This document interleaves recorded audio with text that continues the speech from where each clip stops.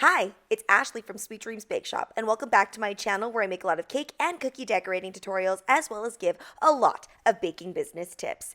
And today we are back for another cake tutorial. I feel like I haven't made cakes in a while on this channel. I've been doing a lot of cupcakes, a lot of cookies.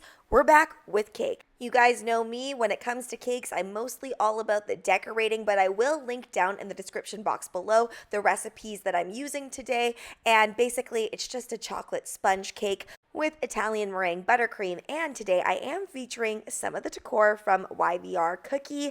I got sent a whole box of them and I just knew that I wanted to put them on a cake, but I also wanted to make a really, really pretty cake too. The trick to leveling off all of your cakes like I just did is making sure that you leave your knife in one spot and then just use your turntable to turn that cake into the knife basically. After you've got that all done, I put a little bit of simple syrup on every single layer. It's really easy to make simple syrup. Maybe that's why there's the word simple in it. You use a 1-to-1 ratio of warm water and granulated sugar. So in this instance, I'm using a 6-inch, a 4-inch, and a 2-inch cake for my 3-tiered cake. So I really only needed a 1/4 cup of warm water and a 1/4 cup of granulated sugar. And that managed to soak the entire cake. There's a lot of different stances when it comes to simple syrup in cakes. Is it necessary? Is it not? Isn't it going to make my cake too sweet? And the simple answer is I use it because I never know when I'm going to have the opportunity to give away content cakes. And I want to be able to extend the shelf life of the cake as much as possible. Now, what I mean by shelf life isn't that it's going to make your cake not turn moldy or anything like that, but it's going to keep that moisture in. So even if you have the cake in the fridge for about 4 days or so, which might seem like a long time, it's not going to dry out that cake. You're just giving your cake a little bit more time with that moisture. After you let that soak in, and I will say that this particular recipe I used has quite a tight crumb, so I did need to wait like a minute or so for that sugar syrup to really soak into the cake. I then placed my Italian meringue buttercream in between each layer. You can add fillings, you can do whatever you want. If you're adding fillings, make sure to add a dam.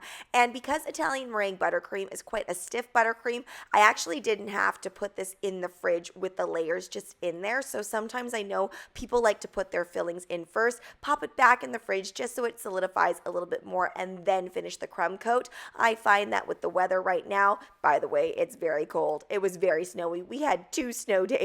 So everything solidified up fairly quickly so I could crumb coat right away. After my crumb coat, I placed it in the fridge, then I brought it back out, and you're actually watching me do more of a final layer here.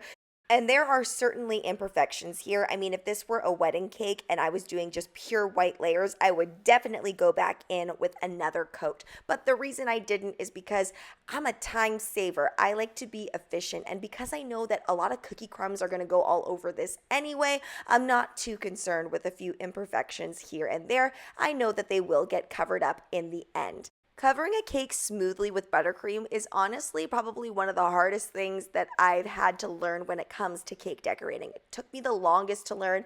I'm still not stellar at it. I do find, of course, when I'm in a bakery setting, there's way more buttercream available, so it's way easier to achieve. When you're at home, you really just make kind of a perfect amount because you don't want to waste, and your baking projects might be far and few between. So it is a little trickier at home because you have less buttercream available to you.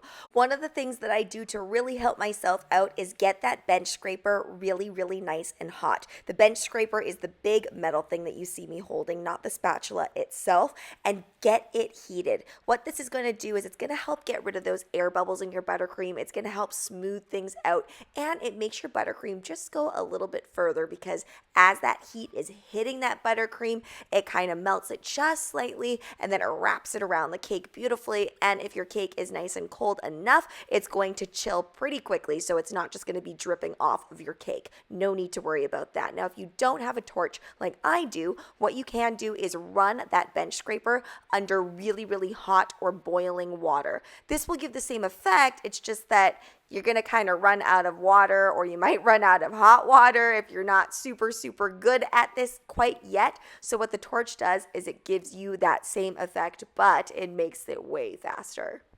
I let my cakes set in the fridge for about 20 minutes. I really wasn't counting. I tidied up and then I brought those cakes back out. Now I am going to stack this. Originally, I thought I could maybe get away with this with not putting supports in, but the cake is kind of heavy. The 4-inch is a little heftier than I thought, so I am going to put supports in. Now you might be wondering, Ashleigh, you were going to do this without supports? Yeah, because this wasn't a client cake. If this was a client cake, I for sure would put supports in, even if I thought it would hold up.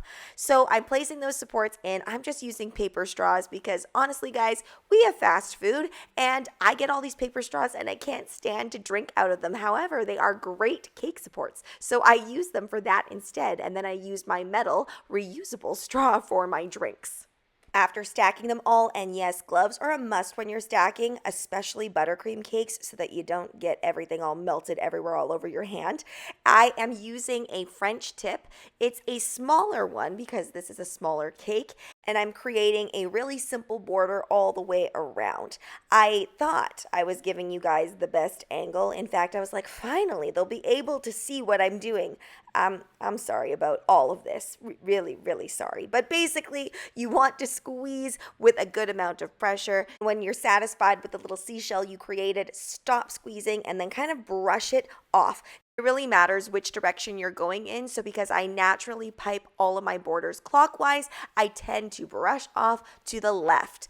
You might have seen my review the other day on YVR cookies, and yes, these are YVR cookies that I have left over. I decided to just go with the salted chocolate chip one because that one is so delicious, so classic, and I thought it would look the most beautiful on the cake. I was trying to think really hard about how I wanted to incorporate cookies on a cake because that was my entire vision for this Valentine's cake. I wanted something that was beautiful and pink, obviously, because it's Valentine's, but I also wanted something that looked enticingly delicious. As I was looking at this cake though, although on screen it might look rather large, it really is just a 6, 4, and a 2-inch, so I really had to cut these cookies way down in order for it to look good on the cake. And I was really happy with what I did with the top cookies, but unfortunately, I don't know what was up with my filming on this day. I have a lot on my mind, guys. Will update on my secondary channel. But anyway, basically I took larger chunks and I put them in between each of those beautiful swoops that I created on the top. For the finishing touches, I'm using those royal icing transfer hearts that I made. And if you want to know how I made those, you can check out this video in the right hand corner. And then I placed on some large sprinkles. And here we have the finished design. If your fridge can accommodate this, place this directly in the fridge. It should be good for a few days, especially with that simple syrup in there. And make sure that if you are handing this off to a client, you always put it in the refrigerator beforehand, all the way up until you actually give them their order. Thanks so much for watching, guys. Don't forget to like, share, and subscribe so you can be part of the Sweetie fam. Right now, I'm uploading weekly, so make sure you hit that notification bell so you know when I upload. Also, be sure to comment, request, or ask a question. I love hearing from you guys. Bye!